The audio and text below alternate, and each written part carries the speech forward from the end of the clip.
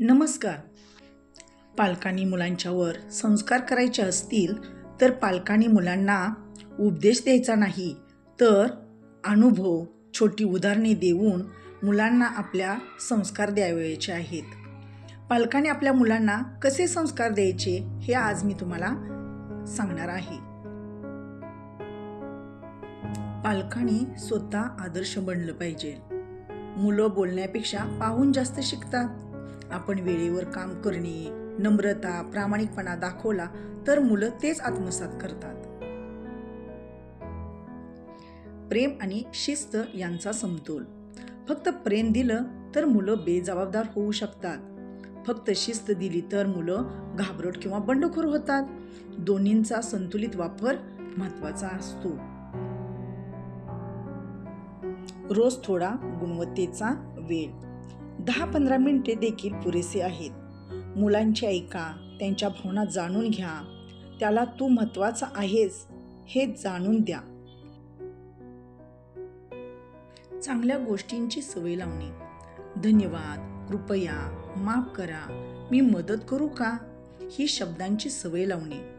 वेळेवर उठवणे, अभ्यास करणे, खेळणे, देवाचे किंवा निसर्गाचे आभार मानणे, अशा छोट्या सवयी मुलांना आपण लावल्या पाहिजेत.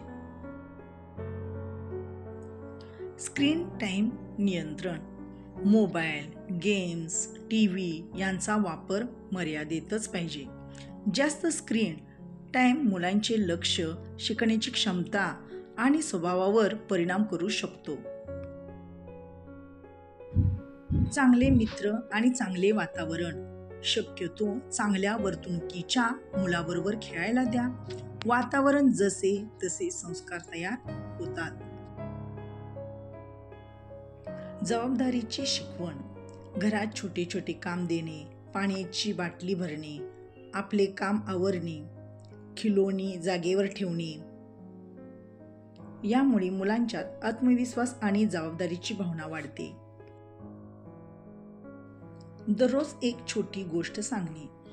नीतिकथा, प्रेरणादायी कथा मुलांच्या मनावर खूप चांगला परिणाम करतात. कथा म्हणजे काय? संस्कार शिकवण्याचा सर्वात सोपा मार्ग. मुलांच्या चुकावर शांतपणे मार्गदर्शन. रागावण्यापेक्षा समजावणे महत्त्वाचे. तू चुकीचा आहेस असे न म्हणता हे असे केल्या जास्त चांगले होईल, असा दृष्टिकोन वापरा. सतत प्रशंसा करा. चांगली कृती लगेच ओळखा. छान केलं, तू खूप चांगला प्रयत्न केलास.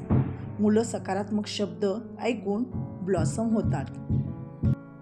तर मित्रांनो, आज आपण मुलांच्यावर पालकांनी कसे संस्कार केले पाहिजे याचे महत्त्वाचे मुद्दे आपण समजून घेतले. मुलांच्या मनावर आपण केलेला प्रत्येक छोटासा प्रयत्न मोठा बदल घडवू शकतो. हा व्हिडिओ तुम्हाला उपयुक्त वाटला असेल तर लाईक करा, शेअर करा आणि आपल्या चॅनलला सबस्क्राईब करायला विसरू नका. पुन्हा एका नवीन विषयासह भेटूया. धन्यवाद.